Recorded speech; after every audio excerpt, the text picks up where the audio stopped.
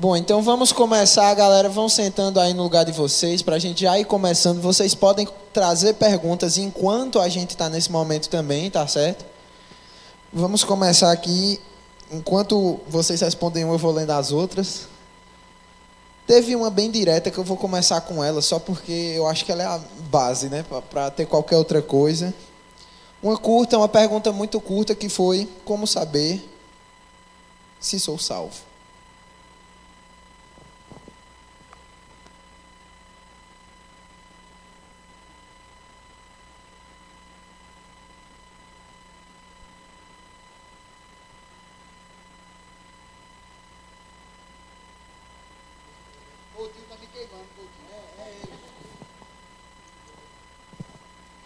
É muito fácil, é torcer para Santa Cruz, ser presbiteriano e estar aqui no Congresso da Quarta Jovem. É somente isso. Aí, ó. Olha. Amigos, essa é uma pergunta. Essa semana no gabinete, eu recebi uma menina chorando assim, em prantos. Pastor, não sei se eu sou salvo, estou na igreja, mas às vezes bate aquela dúvida. Acho que todo pastor se depara com isso, até com mais frequência do que a gente gostaria. Entretanto, eu já tive esse questionamento.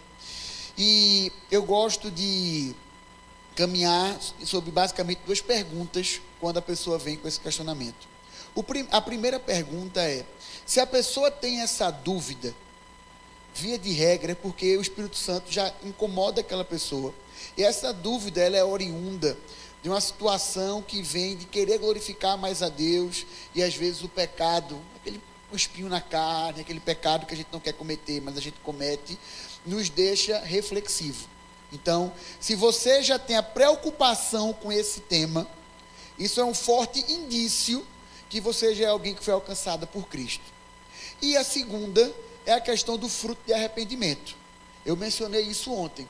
Pecado na vida de cristão deve ser um incidente, não de fato, uma etapa do percurso constante. Então, se você tem fruto de arrependimento, se você de fato se arrepende, arrependimento não é choro, é mudança de vida, possivelmente você é alguém que de fato, possivelmente não, né? Se você tem fruto de arrependimento, você é alguém que de fato já experimentou o novo nascimento através da obra de Jesus. Então, eu não sei quem respondeu, quem perguntou, mas a gente está à disposição depois para conversar um pouco melhor através do direct do Instagram, WhatsApp. Mas é isso, reverendo. O que é que você acha? Mas é exatamente isso. Eu gosto muito de um texto que está lá em Ezequiel, que ele diz que o Senhor nos dará um novo coração e um novo espírito. Para a perspectiva da época que Ezequiel escreve, o coração é onde você tinha todos os sentimentos e sensações, né?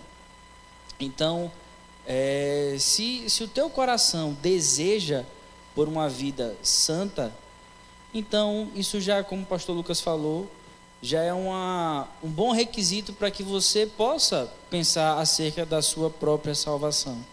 E o novo Espírito a qual ele nos fala é tanto o Espírito Santo, mas quanto a vontade de viver essa vida em santidade. Então, esses dois pontos, eu acho que eles qualificam bem, nos dão uma boa direção para a gente responder essa pergunta. A própria confissão de fé vai nos dizer acerca da certeza da salvação, e que nós podemos ter a certeza da salvação. E que, infelizmente, às vezes por conta do nosso pecado, essa certeza ela pode às vezes diminuir. Mas a gente precisa ter sempre essa convicção de que nós somos salvos não por performance, mas por aquilo que o Senhor fez em nós. Como eu gosto muito de Filipenses, acho que vocês observaram isso, Paulo vai dizer que o Senhor nos dá tanto o querer quanto o realizar. Então, se você tem esse desejo, já é um bom caminho, meu irmão. E que bom.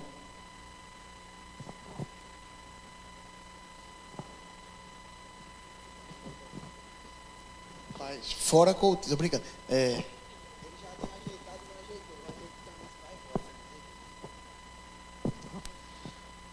Perfeito, graças a Deus, né, que a gente possa confortar o nosso coração ou se preocupar diante disso que vocês falaram para a gente, para que a gente busque ao Senhor. Temos aqui algumas perguntas polêmicas e outras mais tranquilas. Eu acho que eu vou ficar alternando. Okay.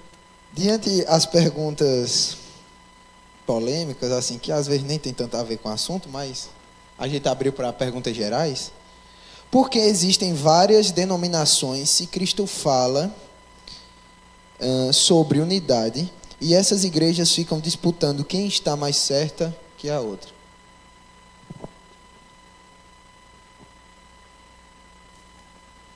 Oi. Essa questão aquilo que é essencial, por exemplo, quando a gente participa da Santa Ceia, nos é dito que a mesa é a mesa do Senhor, né? E que, independentemente da sua denominação, desde que seja uma igreja genuinamente evangélica, você deve fazer parte disso. E o que é aquilo que é essencial para a salvação?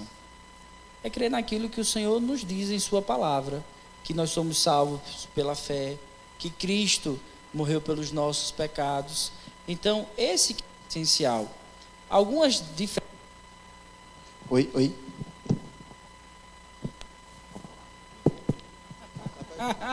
está em pecado. Eu vou usar os dois assim, porque... eu acho que só quero ouvir o pastor Lucas, aí eu vou passar logo aqui para ele. Então, veja, irmãos, até me perdi. Então, por exemplo, a gente tem igreja presbiteriana, congregacional e episcopal. As diferenças nesse quesito são a forma de governo. E tem alguns outros elementos, mas o principal, aquilo que define que uma igreja é genuinamente evangélica, é aquilo que é essencial para a salvação.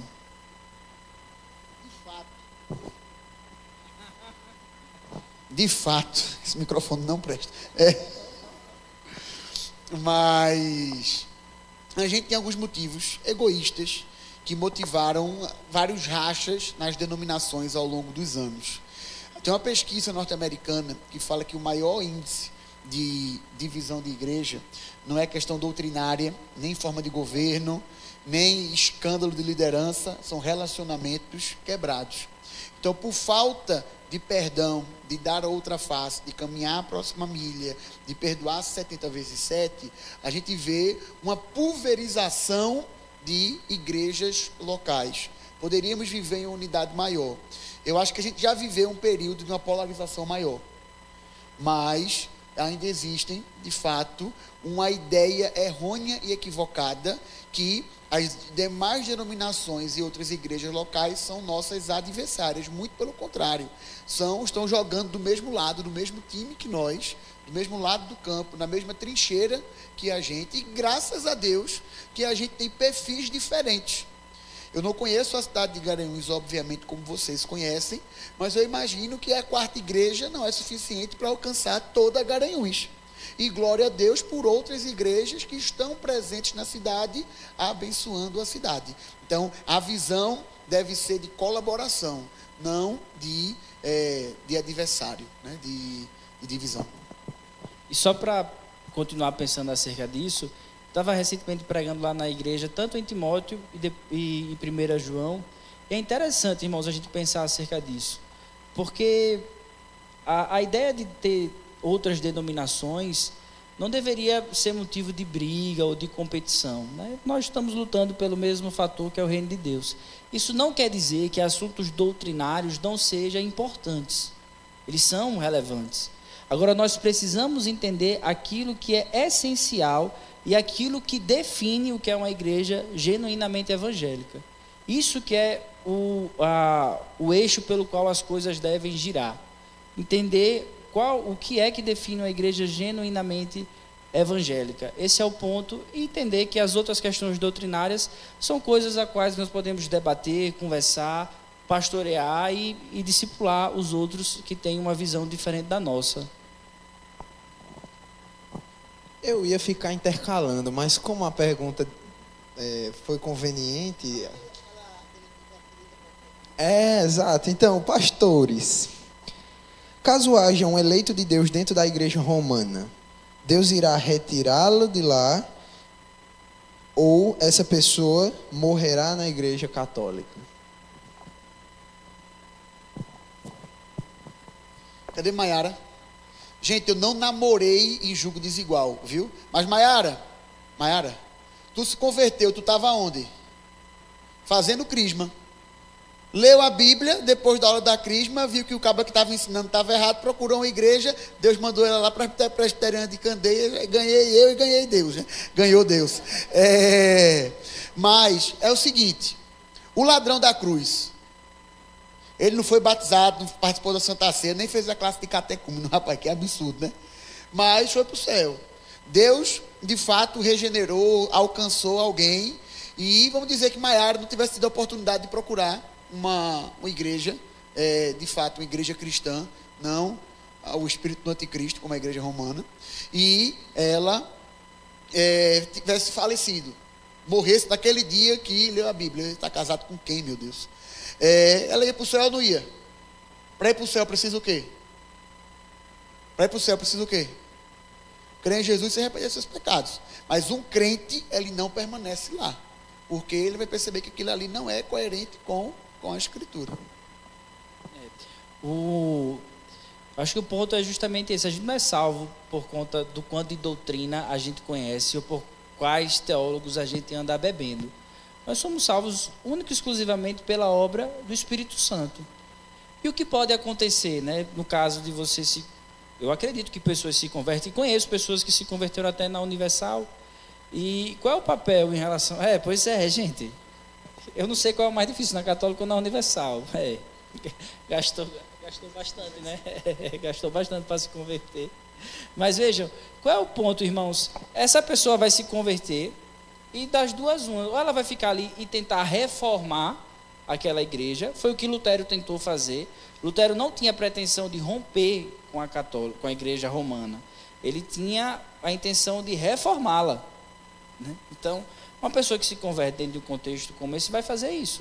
Vai tentar discipular, vai tentar, às vezes, numa escola dominical, ser aquele que fica dando pitaco, falando uma coisa ou outra, a fim de discipular e fazer o seu papel como crente.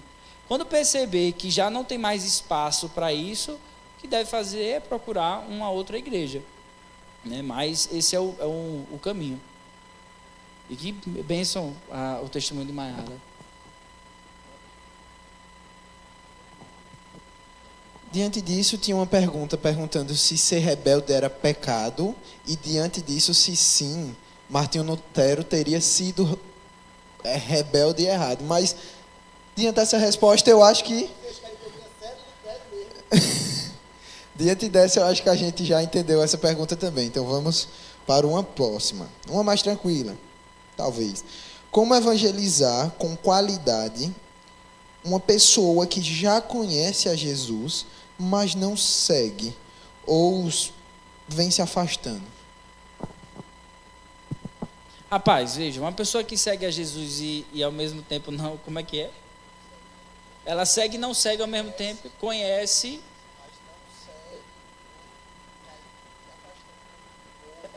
A gente precisa entender assim a situação espiritual da pessoa, né? Às vezes é uma questão de discipulado, né? Ou seja, uma pessoa que já se converteu, mas tem umas ideias meio troncha, e aí a gente precisa fazer aquele trabalho mais contínuo. Ou se não, de fato, é pregar o evangelho mesmo, no estilo que Jesus pregou, por exemplo, para Nicodemos. Não importa muita coisa não, o que importa é que você experimente o novo nascimento. Então a gente precisa ter esse termômetro, esse timing, de entender se é uma questão de evangelização, uma questão de discipulado e palavra. Pregar a palavra do Senhor, ensinar aquilo que você entende que está por um caminho errado, você ensiná-lo à luz da palavra. Se for um cristão, o que é que você vai fazer? Mateus 18. Chama vai você, conversa, exorta, se não mudar, chama um outro irmão em Cristo. Se continuar rebelde, leva para a igreja. Esse é um ponto.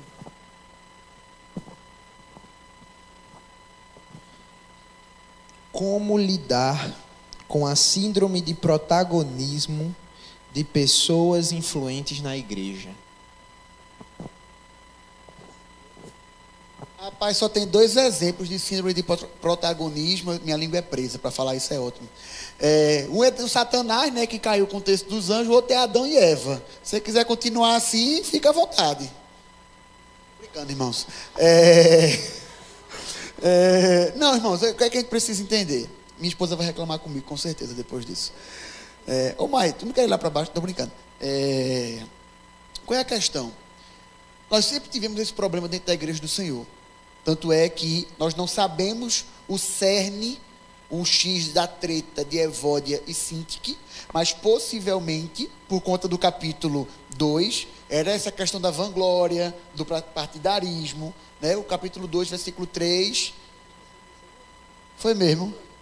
É porque tu copiou meu sermão do seminário. Lembra não que eu peguei esse sermão? Estou brincando, irmãos. Então, o que é que a gente precisa entender? Aí eles tinham essa vontade e essa sede de poder, possivelmente. Tu pregou do versículo 5 ao 11? Não vou falar não. Você já perguntou por quê, rapaz? Ele já respondeu. Tem de vós o mesmo sentimento que houve também em Cristo Jesus. Certo? Quem quiser ser grande, que seja pequeno. Quem quiser viver, que morra. Quem quiser ganhar, que perca. Certo? Rapaz, a primeira resposta, a primeira frase foi tão boa que não tem nada que acrescentar. Acho que o exemplo são esses dois aí, tá ótimo. Perfeito. Então, uma pergunta mais de casa, presbiteriana aqui, ó. Como lidar com uma pessoa que, sendo presbiteriana, não concorda com tudo ou com partes importantes da confissão presbiteriana e o manual presbiteriano? Meus irmãos, ninguém nos obriga a ser presbiteriano. Mas se for para ser, seja com integridade. Não tem problema você ter alguma dificuldade com a confissão. Mas estude, se submeta. E se de fato isso é um ponto que traz algum peso ao seu coração, que você pense até que ponto você está disposto a caminhar em submissão a isso. Ou não, eu digo isso porque às vezes chega a gente lá na igreja, não se torna membro, mas, por exemplo, tem dificuldade com o pedobatismo, por exemplo, o batismo de criança. E o que eu digo àquela pessoa, fique na igreja, você pode congregar aqui, mas é um critério nosso como conselho de que você subscreva essa parte que é muito importante para a nossa teologia.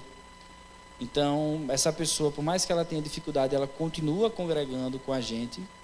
E eu peço a ela que, olhe, entenda que essa é a teologia da igreja e que você não venha a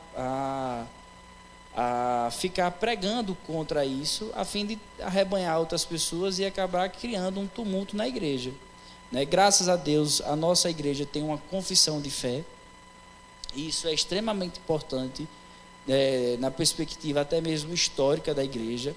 Quando nós comparamos, né, a vida saudável da igreja presbiteriana com outras denominações, nós vamos observar que aquilo que continuou e foi vital para que a igreja presbiteriana não se desviasse doutrinariamente foi justamente a subscrição confessional.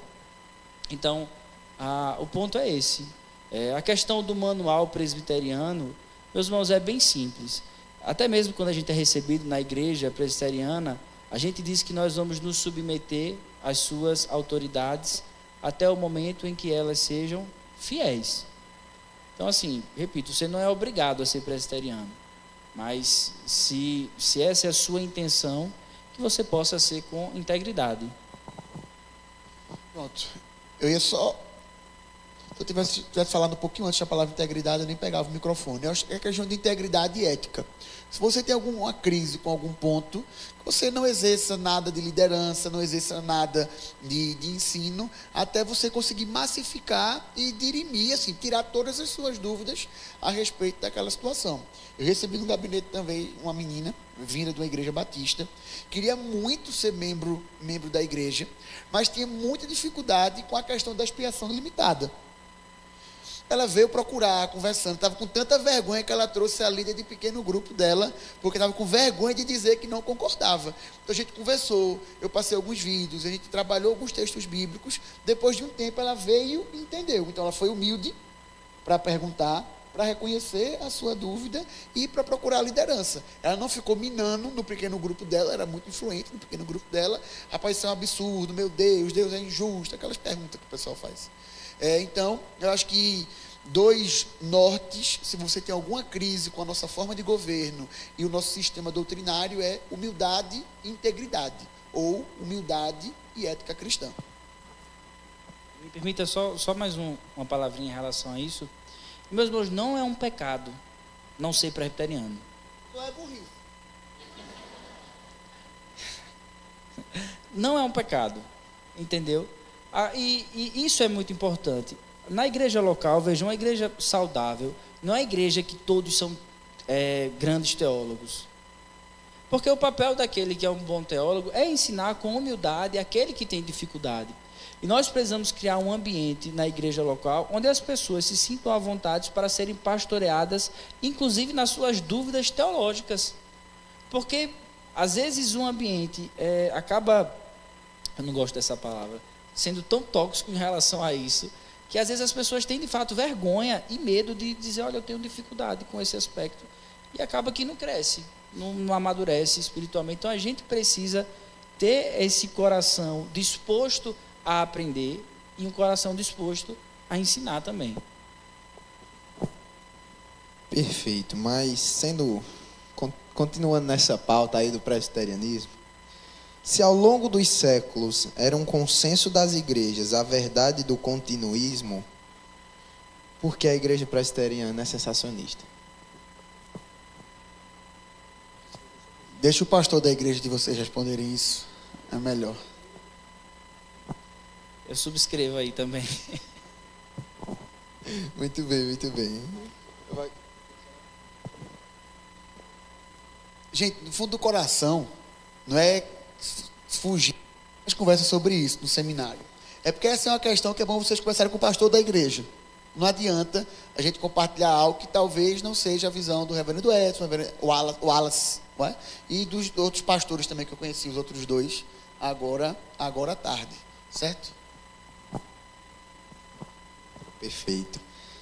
Então, continuando.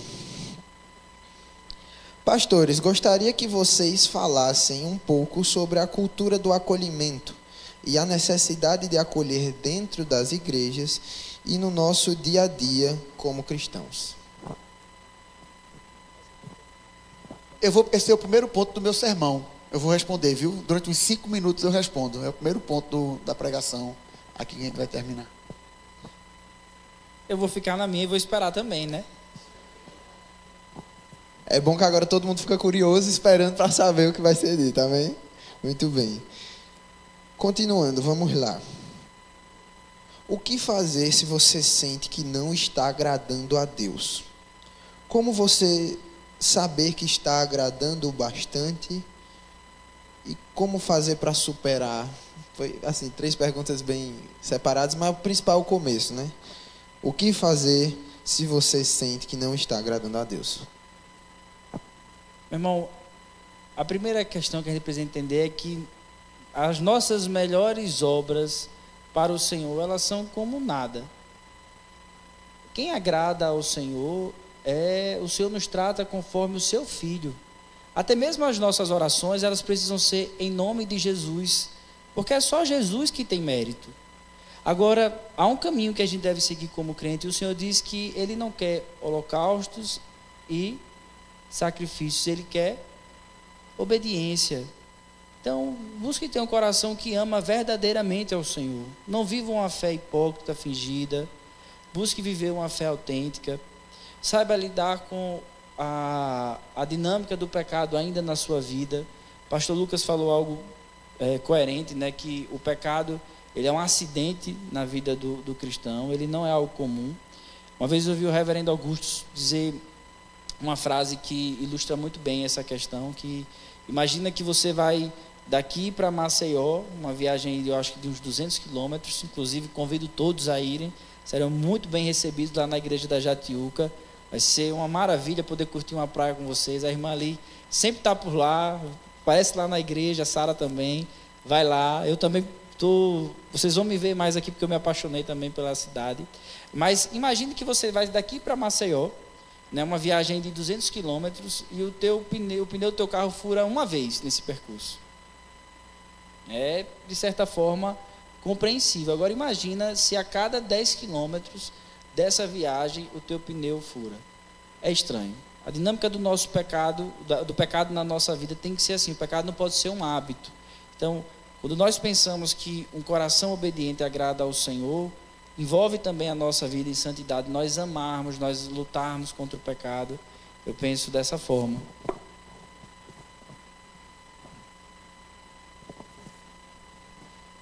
Aqui eu tenho duas perguntas, uma do Instagram, uma física, que eu acho que meio que se complementam, então vou ler elas duas juntas, que é: como o jovem pode lidar com as pressões e cobranças da vida adulta sem se sobrecarregar ou desanimar na fé? E a outra é: como aconselhar jovens com rotina corrida e estimular eles a ter uma agenda para Deus, que nem foi até pregado. Repete o finalzinho da primeira, por favor.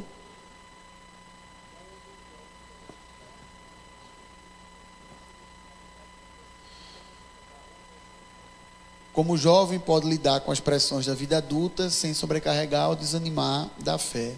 Primeira coisa que a gente precisa entender é que a pressão faz bem. É o que, pastor? Deixa eu explicar.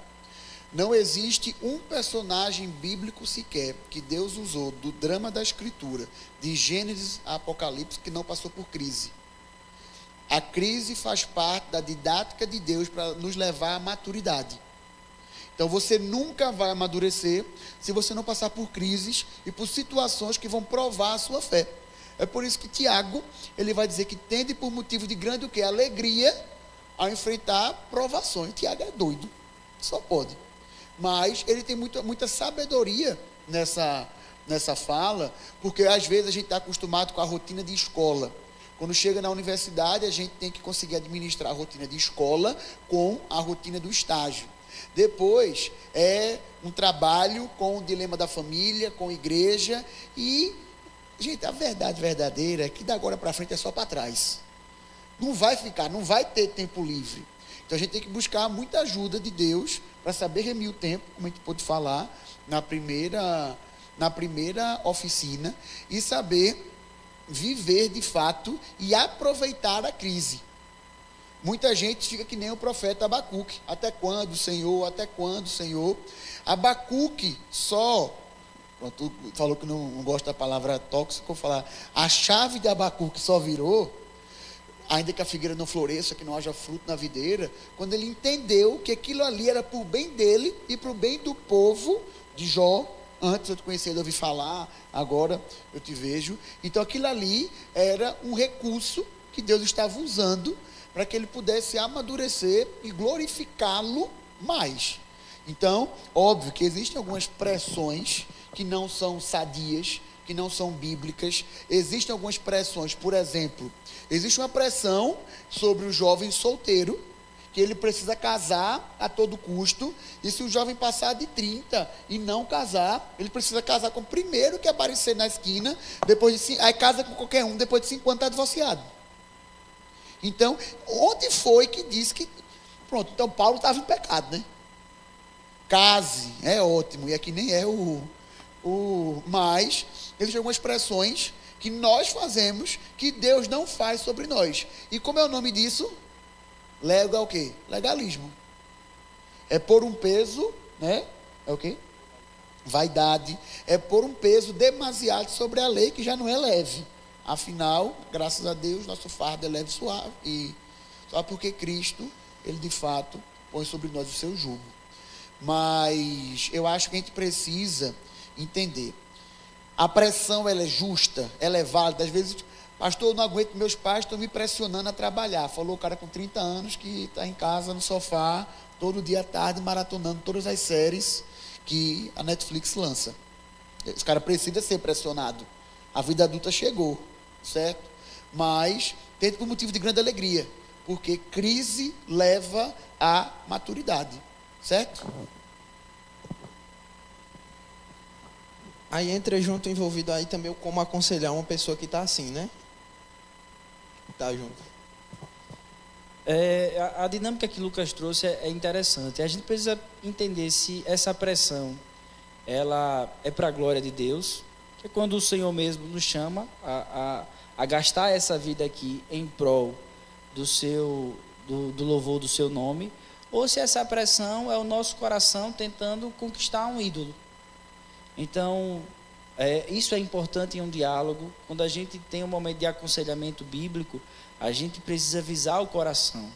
Por exemplo, se você chega para uma determinada... Vou colocar aqui, tá, irmãs? Entendam. Você chega simplesmente para para jovem, diz, olha, você não deve vestir essa roupa aqui.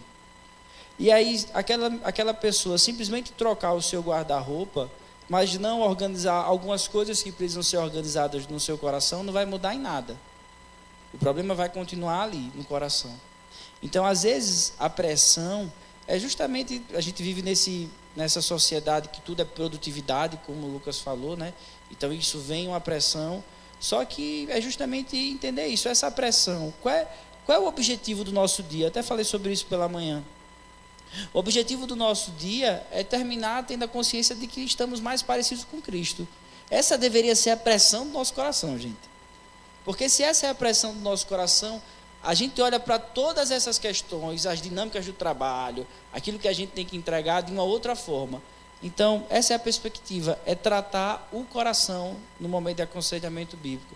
Vou passar aqui para ele que ele é mestre em aconselhamento bíblico. Uhum. Mas, gente, eu acho que um detalhe importante sobre essa questão do aconselhar a pessoa. Quem aqui conhece aquele livro do Sproul, Somos Todos Teólogos? Quem aqui? Muito bom, bem objetivozinho, linguagem acessível. Se você quer entender de forma didática e sistemática, o melhor é de Berkhoff, mas o primeiro passo seria esse livro, Somos Todos Teólogos. Só que assim como é verdade que somos todos teólogos, todos também somos conselheiros. Não só o pastor que formalmente recebe a ovelha, o irmão, a irmã no gabinete e é conselheiro, mas quem aqui conversando, que seja por uma conversa de WhatsApp ou ao vivo, tete a tete, não faz uma pergunta. A partir do momento que você responde sobre algum dilema de vida, você está fazendo o que com aquela pessoa? Aconselhando aquela pessoa. E a pergunta não é se você é ou não um conselheiro. A pergunta é que tipo de aconselhamento tem brotado dos seus lábios. Então você precisa ser uma pessoa biblicamente orientada, e para isso você não precisa de mestrado e pós-graduação, não, você precisa ler a Bíblia. Leia a Bíblia, porque afinal, como dito ontem, a boca fala do que está cheio o coração. Então, talvez de forma objetiva, se você é um jovem que está aí, um jovem adulto, que se sente pressionado com a fase de vida que você tem enfrentado agora, glorifique a Deus por ter chegado a essa fase de vida e faça a seguinte pergunta ao Senhor. Você vem com uma pergunta, eu vou replicar com outra. Senhor, como eu posso aproveitar essa fase para te glorificar?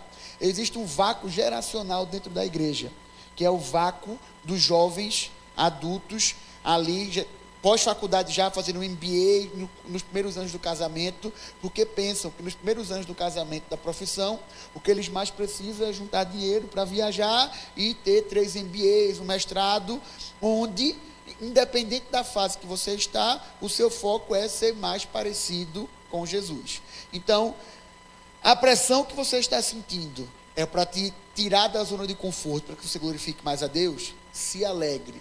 A pressão é fruto do legalismo da nossa geração, da vaidade da nossa geração. Se despoje e se revista do novo conforme a imagem de Jesus. Amém. Lembrando que eu pedi para os irmãos escreverem de uma maneira legível, tá certo? Então eu vou pedir para algum assistente de palco, minha noiva, eu vim aqui interpretar e depois interpretar essas línguas estranhas. Essas línguas estranhas, por favor, enquanto eu faço outra pergunta aqui. Como saber se uma pessoa está solteira por não encontrar alguém ou se tem o dom do celibato? Meu irmão, o que é o celibato? Veja, se você não sente atração, se você não sente o desejo de casar, se você não sente vontade com essas coisas, isso é celibato. Existe um problema muito grande. A palavra, geralmente jovens sempre pensam nisso, né? Tem jovens lá na igreja que ficam todo o tempo pensando, pastor, será que aquela pessoa é a pessoa de Deus na minha vida? Quem nunca se perguntou isso, né? E no final das contas, o que é que a gente quer com essa pergunta? A gente gostaria que a gente fechasse os olhos e aí Deus nos desse uma profecia, um spoiler. Que a gente pudesse ver se mais para frente, se o casamento com aquela pessoa vai ser ideal e vai ser maravilhoso. E eu sinto lhe dizer que Deus não vai fazer isso na sua vida. Deus não disse se o teu marido, ou teu futuro marido, ou tua futura esposa vai chegar em um HB20 branco. Não.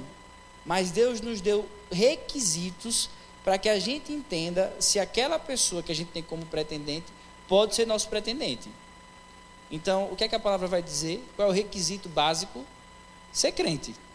Se você é crente, pronto. Se aquela pessoa é crente, está apto. Agora, qual é a questão? É que a gente sonha, a gente idealiza, a gente tem uma série de requisitos, né, para encontrar a pessoa que a gente sempre sonhou, o príncipe encantado, e que às vezes os critérios que a palavra do Senhor usa não satisfazem o nosso coração, né? Por exemplo, Gênesis capítulo 6 vai falar sobre isso. O povo de Deus, em vez de escolher pela espiritualidade, escolhendo pela beleza. Então esse é um caminho ao qual a gente não deve seguir, ou não deve ser essencial, tá certo? Então esse é um ponto. Agora, entender que se você só tem o celibato se você não tem esse desejo. Se você tem esse desejo, você só precisa esperar no Senhor, porque veja, se Deus, quase que eu falo agora como o David Leonardo, né? Se Deus permitiu você sentir, você pegar, você tocar, não é isso, em nome de Jesus. Mas a palavra do Senhor vai nos dizer que dos pais nós herdamos heranças, mas a esposa virtuosa vem do Senhor, é a herança do Senhor. O problema é que a gente fica querendo procurar em tudo que é esquina. Aí fica aquela paquera gospel, tô orando com fulaninha, tô orando com fulaninho. Não faça isso, isso não é certo. Se é o Senhor quem vai lhe dar, meu irmão, espere no Senhor. Espere no Senhor. Agora, tem gente que já orou com 5, 6 da igreja, gente, pelo amor de Deus. Isso aí é fumaça, como a gente diz no seminário, né? Espere no Senhor, esquece Deus, né? Se você tem o dom, o mais interessado que você case bem, meu irmão, e forme uma boa família, é o Senhor. Deus tem mais interesse do que você mesmo nisso. Então, confie no Senhor e descanse seu coração. Eu tenho tanta raiva quando o povo chega, pastor, eu estou orando com fulano. Tu não está orando. Tu já decidiu namorar, aí tu finge que é crente e vai dizer que ora por 2 dias. Dá carona, fala baixo. Mas a questão, gente, é o seguinte. A gente escolhe pensando no aqui e no agora. E a gente quer que a exceção vire regra. Rapaz, eu vou namorar com fulano, e eu conheço a fulana que começou a namorar, ela não era crente, e hoje se converteu e deu certo. É um caso em 10, meu amigo. É tentar o Senhor teu Deus. É um caso em 10. Então, o que é que eu estou querendo dizer? Deus opera milagre, maravilha, dá livramento, e dá mesmo. Só que, eu vou voltar um pouco para a oficina. As 3 decisões mais importantes que você precisa tomar na sua vida, de forma didática, envolvem 3 M's: mestre, missão e matrimônio. Gente, a vida já é difícil por si só. Imagina você passar o resto da sua vida com alguém que não tem o mesmo mestre que você. É extremamente desafiador. Então, como aconselhar alguém? A pergunta foi sobre, não sabe se está solteiro porque não achou, ou se não tem o dom de celibato. Se a pessoa está procurando, a pessoa já não tem o dom de celibato. Certo? Às vezes, é como Bira, que Laurinha foi uma misericordiosa, né, com ele, né, fraco de feição desse jeito. Mas, meu irmão, vocês conhecem, fala que o cara é caralítico. Meu irmão não tem juízo.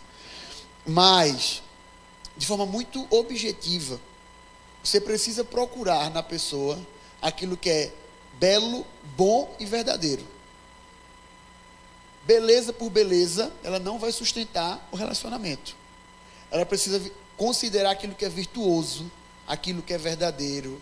E, gente, como é complicado um casamento que vem de uma base que é notório que às vezes que a pessoa não tem um novo nascimento, que simplesmente frequentava a igreja. É melhor estar solteiro, digo isso sem sombra de dúvida para você. É melhor você estar solteiro do que você estar no relacionamento que é um barco furado. Então, é melhor você passar o próximo dia dos namorados sozinho do que de qualquer jeito. Se vale a pena você ponderar e refletir, é sobre com quem você vai partilhar a vida para a glória de Deus. Ô, gente, deixa eu me alongar um pouquinho nesse assunto. A Bíblia só fala em alguns relacionamentos entre homem e mulher. Mãe e filho, e irmãos, né, parentes, e homem e mulher, casal. Então, namoro não existe. Essa ideia de namoro como a gente vê hoje, que você começa a desfrutar de aspectos e bênçãos restritas ao casamento, né, de forma antecipada, é algo que é extremamente preocupante. Então, a gente percebe que muitas pessoas chegam no casamento já com traumas dessa época de namoro. Agora, veja, Lucas falou um ponto muito interessante. O abençoado tem a fé de acreditar, no caso de 10 em 1, que a estatística que Lucas trouxe, né? Você casa com um descrente, aí você se apoia no fato de que aconteceu com uma pessoa. Você tem essa fé de achar que esse caso tão restrito vai acontecer contigo, mas você não tem a fé suficiente de esperar que o Senhor mande. É uma incoerência, não é? Então espere no Senhor. Veja, nós vivemos em uma sociedade, e até mesmo dentro da igreja, em que a gente fica pressionando os jovens a namorar. Isso não é saudável. Existe uma etapa. O namoro, ele de fato é uma preparação para o casamento. Não deveria durar 9 anos, 5 anos. Não, acho que tem o tempo mesmo. Hoje eu sou pai, e sou pai de menino, e o meu filho só vai namorar e pensar nisso depois quando ele tiver a condição de a curto tempo casar. Porque se ele não tem a condição, né, de previamente casar, é porque ele não está pronto para namorar. O que é que faz você pensar que você está pronto para namorar? Você tem condição de casar? Você está perto dessa condição? Porque senão você vai ficar vivendo ali em uma situação vulnerável espiritualmente, né? Então, eu acho que a gente, como igreja, a gente precisa ter muita cautela nisso e às vezes frear isso que às vezes era muito comum de ficar sempre buscando o casalzinho na igreja e pressionando as pessoas para namorar. Não vá por aí não, meu irmão, minha irmã e meu irmão. Espere no Senhor e certamente vai ser a melhor coisa para a sua vida. A esposa esperou no Senhor e está aí. Uma bênção na vida dela. Se você não é feliz solteiro, o namoro não vai te fazer feliz. Porque a condição de felicidade e bem-aventurança independe de quem você partilha a vida.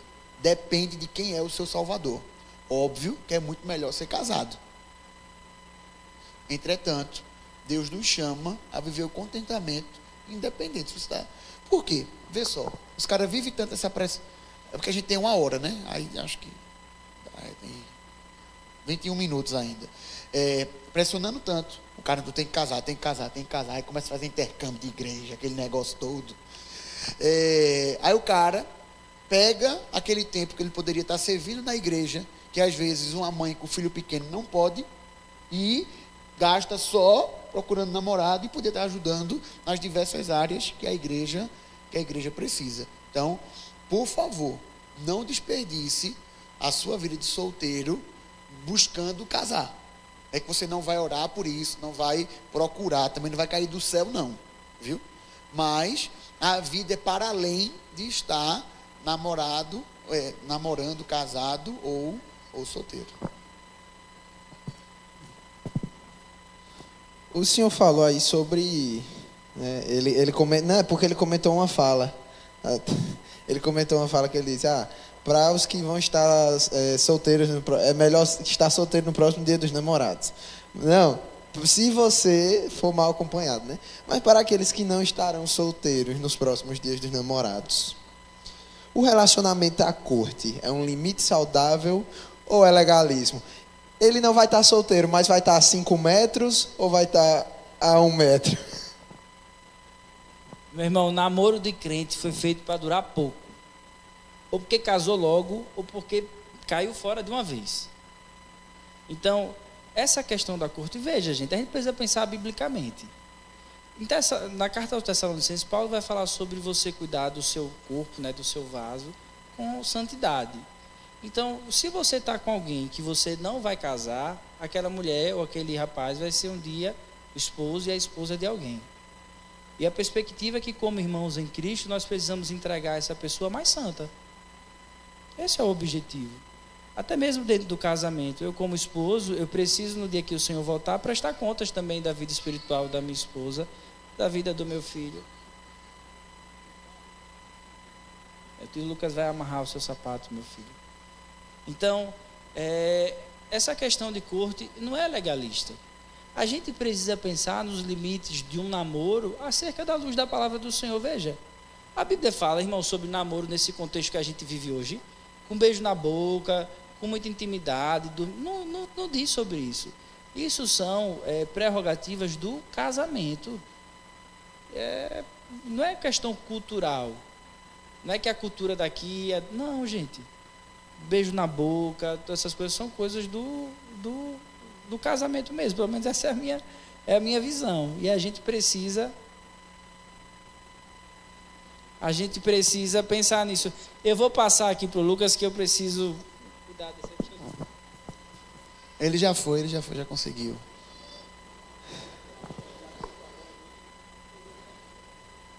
Qual é a pergunta mesmo? Eu sou dislexo. Gente, é o seguinte.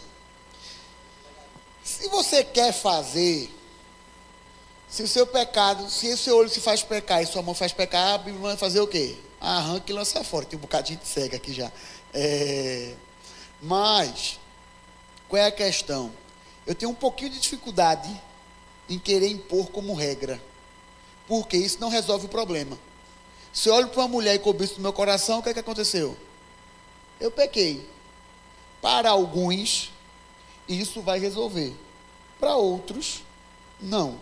Então, se você entendeu, orou, foi um pré-requisito que o pai do menino pediu, se você concordou diante do pai e depois não fizer, você está pecando. E você votou e não cumpriu. Mas isso não resolve o problema, porque o problema é um problema do coração. Mas Bira foi muito feliz. Afinal, se eu namoro com uma moça e não vou me casar com ela, mas eu beijei ela, eu beijei a esposa de outro cara. Então isso é sério. Entretanto, o fato de você namorar à corte, não necessariamente, obrigatoriamente, você vai ter um namoro mais santo. Às vezes o escape é pornografia, masturbação, sabe? Então, isso daria o tema de um congresso. Mas a corte não faz aquilo que só Cristo pode fazer. Perfeito. A solução não é simplesmente a corte, né, Cristo? Em qualquer caso. Não, pô. Aí é que foi. Aquilo que se pode ter uma diversidade de pensamentos por não ter clareza bíblica, mas que são decisões tomadas do Supremo Concílio, por exemplo, missionários que não são pastores não podem pregar em púlpito. Essa não foi não, eu lhe garanto, não foi o seminarista. Não foi não, ele não pode sentar na janelinha não. Mas missionários não são pastores, não podem pregar em púlpito. Como devemos lidar com isso, sendo que é algo que biblicamente, que não é algo visível biblicamente? Devemos viver totalmente submissos? Infalível só a Escritura. Certo? Eu estava lá no Supremo Concílio quando essa matéria foi debatida. Eu votei contra, fui voto vencido. Só que alguém me obriga a ser pastor presbiteriano? Não, mas se eu quero ser, eu vou ter que me sujeitar, porque o Supremo Concílio assim decidiu. Certo? Em 2026, vamos brigar ferro e fogo para derrubar esse negócio. Por quê? Gente, porque esse tema dá uma agonia com isso. Um dos maiores legados da reforma protestante não é nem os 5 solas, nem os 5 pontos do calvinismo. É um negócio escanteado. Sacerdócio universal de todos os crentes. A partir do momento que eu privo um crente de pregar, eu estou privando ele de cumprir o papel dele como crente na sociedade. Entretanto, o que foi? Tamo junto, viu? Entretanto, qual foi o background dessa questão? A questão não era qualquer um pregar, era outra questão.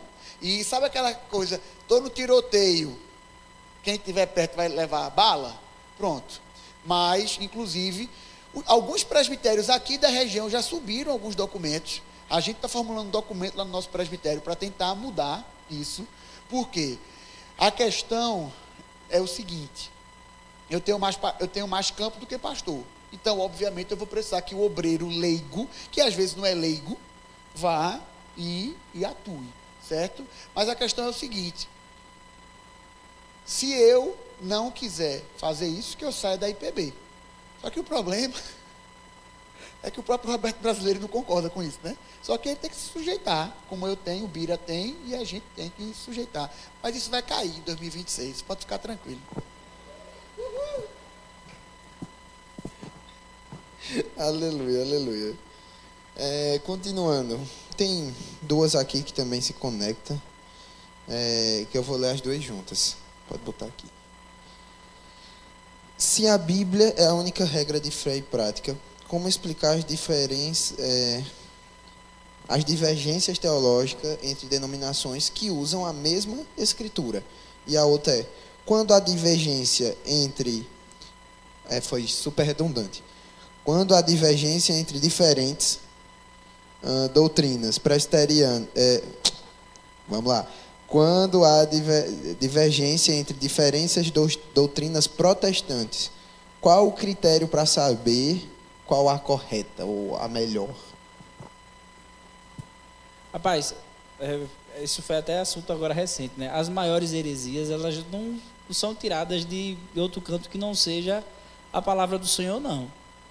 Então, o primeiro critério é entender como é que isso está sendo tratado na própria Bíblia, a fundamentação da palavra de Deus.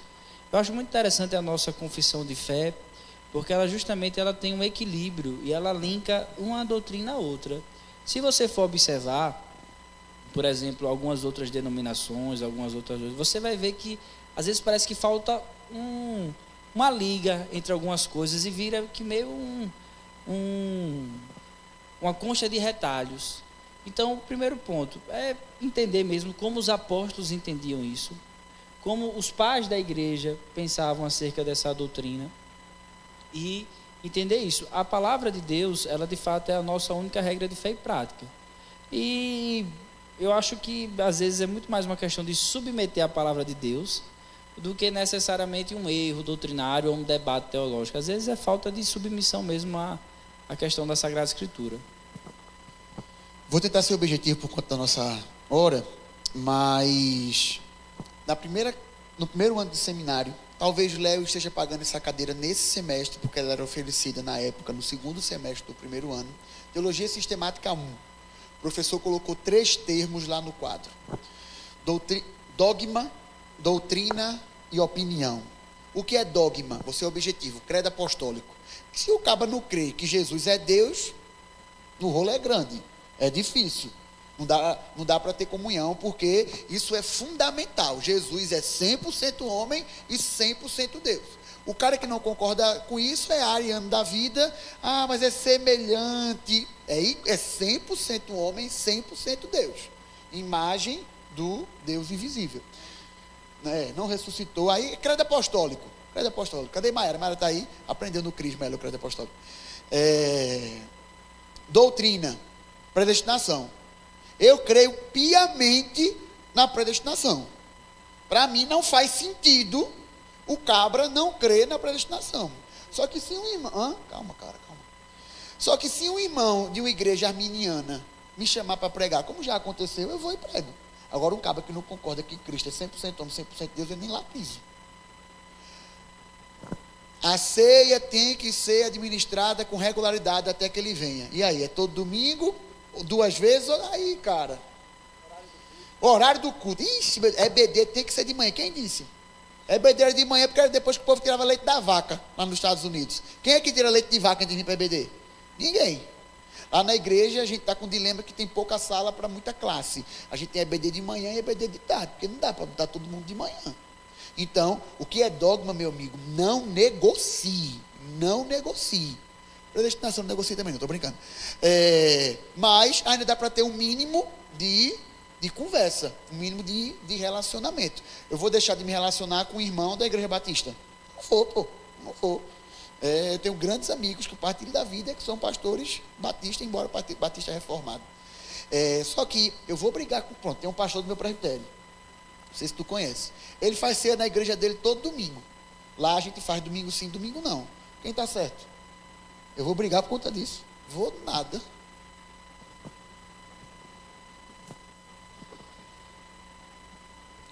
Só porque o tempo é curto, né?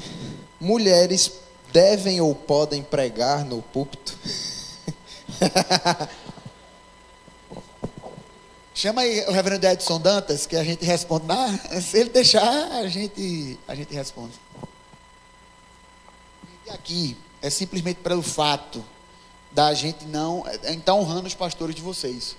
Se essa é uma pergunta honesta, não é só para botar fogo no parquinho, pode perguntar a ele. É uma pergunta muito pertinente demais. É uma pergunta da situação. Subscrevo, irmãos. Eu acho que a igreja aqui local, ela tem um pastor e ele é a pessoa mais capacitada para a igreja, para os jovens da quarta igreja, para responder essa pergunta. A sabedoria de Deus, ela é acima, né? Acima de todos nós. Nós recebemos o Espírito Santo no ato da conversão. Como explicar Atos 8, do 14 ao 17?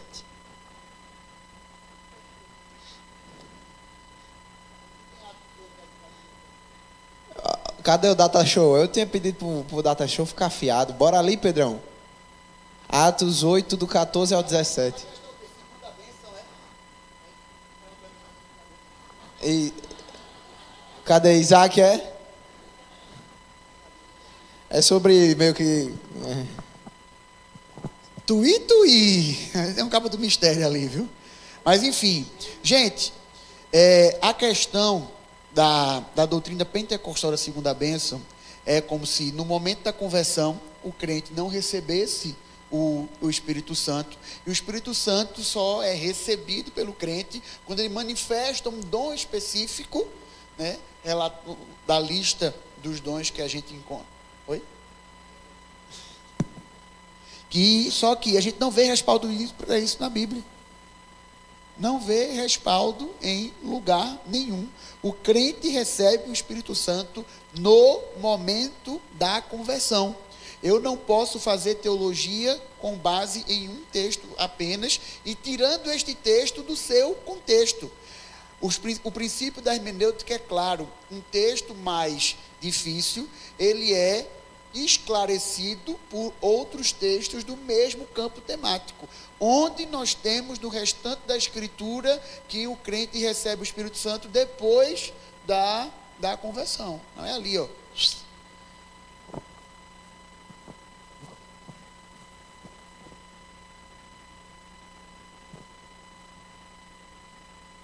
Se as três pessoas da Trindade são pessoas diferentes que subsistem em um, sem uma ordem de hierarquia, em que momento Cristo passa a ser chamado de Filho de Deus? No momento da encarnação ou desde a eternidade? A confissão de fé fala que Cristo foi eternamente gerado de Deus Pai. Deus Pai nem procede, nem foi gerado de ninguém. Cristo foi eternamente gerado de Deus Pai e o Espírito Santo é eternamente procedente, certo? Então, na economia da Trindade, a gente tem isso na nossa confissão de fé, eles são a mesma substância, poder e glória, uma outra versão, substância, poder e eternidade, né? Então, o que é que a gente entende? Que eles, ele eternamente gerado, ele é gerado como o quê? Filho. Então, cada um tem o seu papel dentro do drama da redenção, mas Cristo foi eternamente gerado de Deus Pai como filho, sei se o reverendo discorda. A confissão, né? Eu vou discordar da confissão, quem me caça é. Irmãos, eu subscrevo aquilo que Lucas falou, mas eu também preciso ser muito humilde. A gente tem que entender que a doutrina da Santíssima Trindade, ela é algo suprarracional. Veja, ela não é irracional, porque ela não é incoerente, ela não é um erro, mas ela também não é racional, porque está acima da nossa capacidade de entender exaustivamente ou um pouco que quer que seja dessa questão. Eu gostaria de indicar um livro para vocês, na verdade 2 em 1 eu sei que tem aí na biblioteca de vocês, que se chama Coisas da Terra. Alguém já leu esse livro? Esse livro é fantástico e ele tem parabéns, é muito bom, né? Não gostou? Pois eu amei esse livro. E tem um outro que se chama Deleitando-se na Trindade. Não são leituras fáceis não, tá? Não é aquela leitura fluida não, é uma leitura bem dificilzinha. E as Coisas da Terra, ele tem um capítulo que ele fala acerca da Trindade. E o Deleitando-se da Trindade, os dois são da Monegismo, se eu não me engano. São bons livros e vai lhe ajudar a entender um pouco em relação a isso. Também tem algumas críticas em relação, como o Lucas citou, alguns exemplos de algumas doutrinas que tentam explicar a questão da Trindade e acabam cometendo um erro, né, uma heresia. Mas eu gosto, vou discordar aqui da irmã e vou indicar esse livro para vocês. Leiam, é de fato muito bom. Eu li esse livro por uma indicação do reverendo Emílio Garófalo. E para mim foi muito bom. Espero que seja bom para vocês e tem aqui. Então vão lá e peguem. Pastor bom é esse, que vem e ainda faz mexendo a nossa própria livraria. Amém, amém.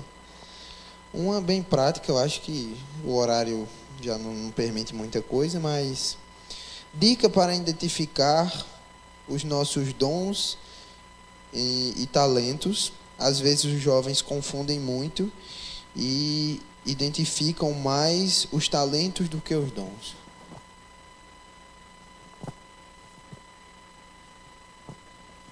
Dica: se gaste na igreja, sirva em tudo. Quer descobrir qual é o seu dom? Vá para o próximo avanço missionário. Quer descobrir qual é o seu dom? Procura a diretoria da UMP e pergunta o que tem para fazer, que vai ter coisa para fazer. Então, não espere, vou esperar a próxima eleição da diretoria para ver se eu consigo trabalhar nessa determinada secretaria e equipe. Não espere, procure hoje. O que é que precisa fazer hoje? Eu fiquei sabendo que a quarta igreja está com 4 congregações aqui na Grande Garanhuns. Pode procurar o conselho. Qual a congregação que está procurando mais? Vai ter 4 novas, né? São 6. Bênção de Deus. 7. Rapaz, glória a Deus mesmo. Eu vibro demais com isso. Então, se gaste. Quando eu entrei no Instituto Bíblico, eu tinha a ideia de ser missionário. Eu não quero ser pastor, não. Eu quero ser missionário. Foi me gastando no Instituto Bíblico que eu entendi que eu gostava demais, eu me realizava, ficava de fato feliz com aquilo que é mais comum da prática pastoral do que necessariamente trabalhar na parte administrativa da organização como eu trabalhei. Então foi por isso que quando acabou o Instituto, ao invés de ir para uma escola de missões, eu fui para o Seminário Presbiteriano do Norte, a nossa casa de formação pastoral. Não vim aqui para o IBN, por exemplo, que é uma casa de formação de missionários. Então a melhor dica é a questão de você se gastar. Se gaste. Do lavar o banheiro. Pronto.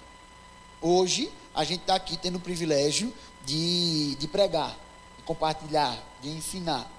Isso não é menos digno do que, por exemplo, lá no Palavra da Vida, que a gente literalmente limpava criança. Depois das suas necessidades básicas, ou limpava o banheiro quando não dava tempo da criança chegar até o banheiro, né? Era ótimo, era maravilhoso. Então foi ali. Só que, isso é muito humilhante. A gente precisa cuidar de gente. Eu costumo dizer, eu disse isso hoje para os meninos da banda, nunca mais eu tinha encontrado eles. Acho que eu conheço o Otto, tem mais de 10 anos. Não existe pastor de quê? Muita gente quer ser pastor de quê? Existe pastor de quem? De quem você cuida? Não existe, eu sirvo, o cara tem um cargo, passa um ano com aquele cargo, bota na bio do Instagram dele e não faz nada. Sirva, se gaste. O próprio Filho do Homem não veio para ser servido, mas veio para servir. Pode procurar a liderança da igreja que vai ter lugar para você servir. Eu me lembro que eu fui ordenado em 2021. Em 2022 eu comecei a plantar a igreja da Jatiuca, lá em Maceió. E a gente começou formando um grupo base. Esse grupo base seria enviado ali para Jatiuca, para plantar essa igreja. E havia alguns desafios. Quem conhece a estrutura da cidade de Maceió sabe que a gente divide parte alta e parte baixa. A parte baixa é onde fica a orla e a parte de cima é qualquer região que não seja a orla.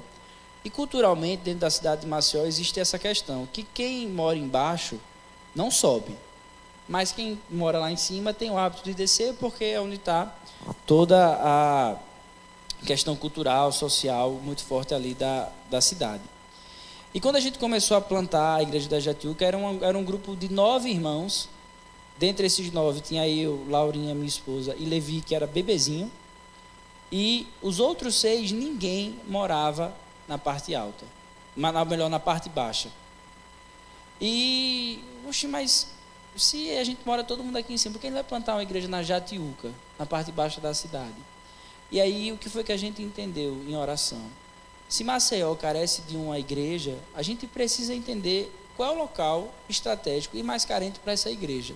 Depois de estudar a cidade, estudar o fluxo da cidade, nós entendemos que era a igreja da Jatiuca. E ali os irmãos entenderam, nós temos que ir para onde é necessário servir ao Senhor e não onde é cômodo para a gente.